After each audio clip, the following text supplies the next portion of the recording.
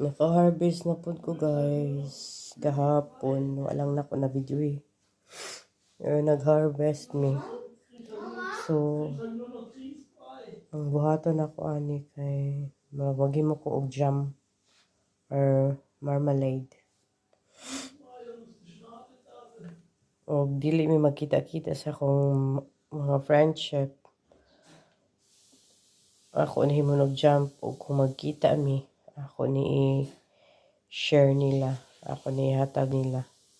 Tungaon din ako kay ako ang friend kay tulo ka buok.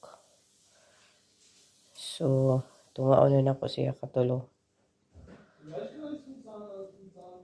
So, i-share na ko ni siya guys og magkita-kita mi pero og dili mi magkita-kita, dili na ko siya ihatag kay kanang madaot ra siya how many days.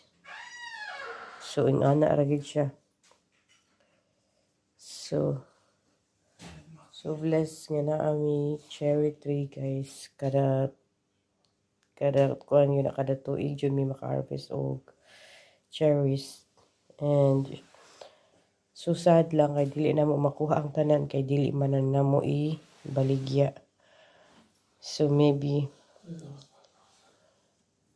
sunod ako na siguro ibaligya para makasapi ta.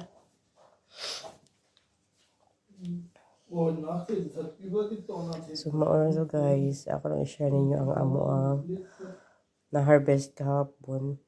So, sa kabuok siya. So mauna to.